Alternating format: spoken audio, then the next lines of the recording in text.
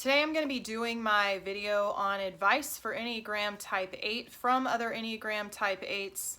I like how I was supposed to have all of these videos in this series done by the end of May, and we're in July, and I'm only on Type 8, which I actually think is kind of ironic because the 8s watching this are probably wondering why I can't get my shit together and get things done in a timely fashion. And it's a great question. I don't know why. Just kidding. I do know, but they're just kind of sorry excuses that would really frustrate you as an 8 because they're really stupid. They're not actually good excuses. And actually, now that I think about it, if you're an 8, you're probably wondering why the fuck I'm doing like a lot of this and not actually getting to the point. Alright, I'm so terrible. Alright, 8s, here we go. So one of the things that was most frequently mentioned for Enneagram Type 8 was to find a healthy outlet for your energy. A lot of 8s will report feeling like they have got this really intense bottled up energy, and a lot of them report it being like a physical energy, not necessarily an emotional energy or some sort of just intellectual intensity, but there's just like this force of energy inside of themselves that they've got to express.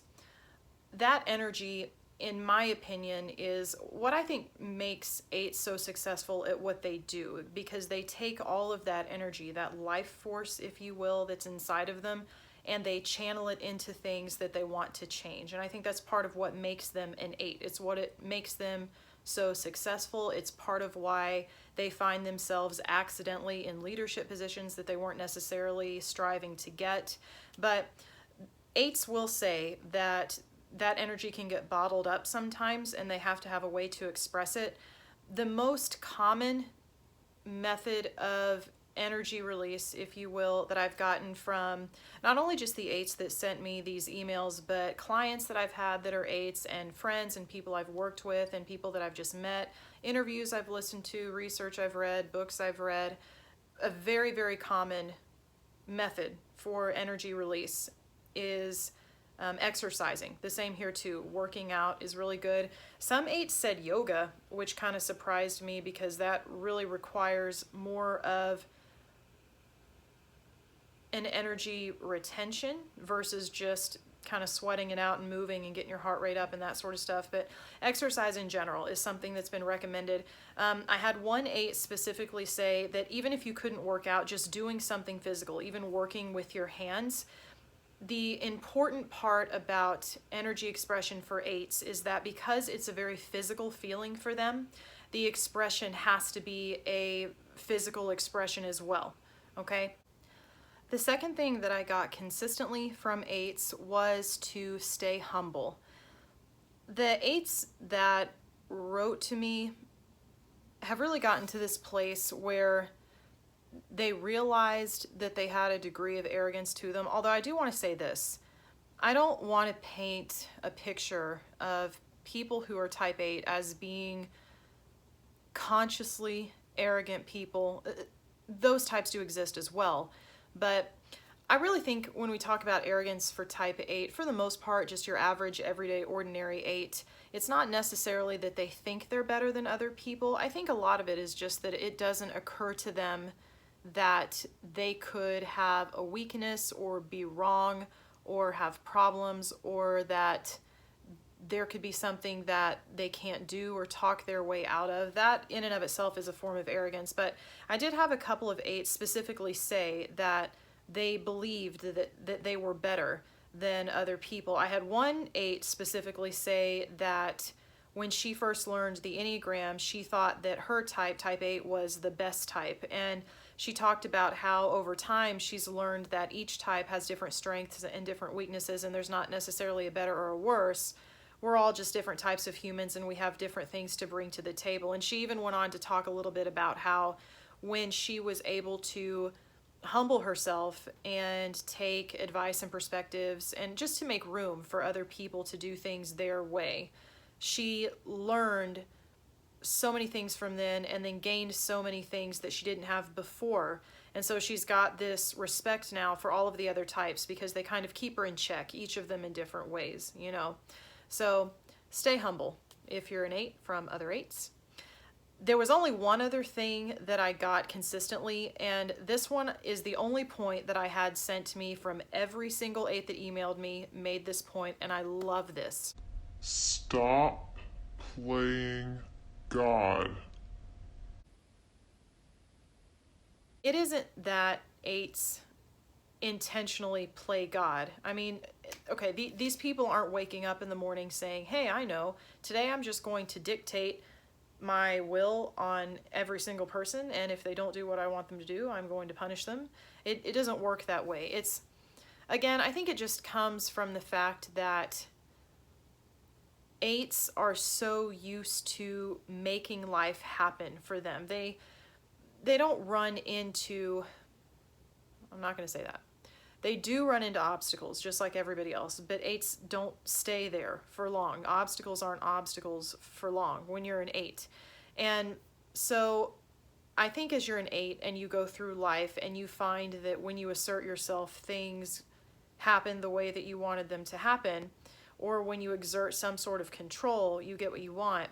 I think the habit that forms without you even realizing it is that you just kind of start pushing on people a little bit, or you develop this expectation that if you say it, other people should do it.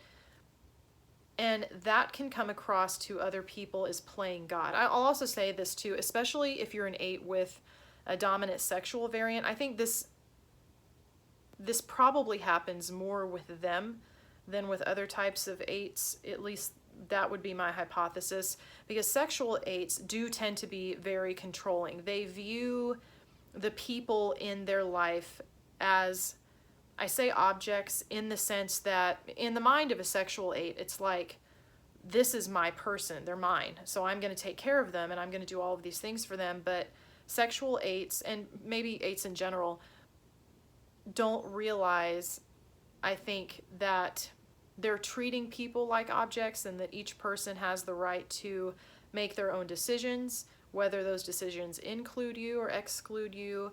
They can make decisions about how they run their life and what they do, even if those things seem inefficient to you or stupid. So 8s can get, sexual 8s again especially, can get very controlling. It's like, you're my person, therefore you have to do not necessarily exactly what I tell you to do, but it's like, I love you, you know that I love you, you're my person, I look out for you, so when I give you advice, you should take it. Why are you not taking the advice that I gave you? I told you how to solve the problem, how come you're not solving that problem? And so they can be a little bit pushy that way, and I think it can come across as playing God. So I don't want it to sound like 8s just, again, wake up in the morning with like this lust for tyranny or something like that. It's not at all like that. I think they just can get very protective, and they're very assertive, and so they just kind of come in and mow everybody down and don't even realize that they're doing it. But again, the 8s that sent me emails, all of them agreed on this point. Don't play God. Be cognizant of that. You do lose relationships when you do this. Absolutely and unquestionably. In fact, I have had more than one client who was an 8. In fact, actually, now that I think about it, all 3 of them were sexual 8s. Anyways, so I've had the 3 clients that were 8s, and they came to me knowing that they did this. And the problem that they came to me for was they're driving this person away that they really love, and they can't figure out why. And it's like, the more they try to fix it, the worse they make it. And so they're kind of in this loop. And this is what that's talking about. It's like the playing God loop. It's caring so much and forcing advice and care and protection, and not giving another person room to make their own decisions and to make their own mistakes. That's key. So anyways, pay attention to that, because it does cost you relationship, okay?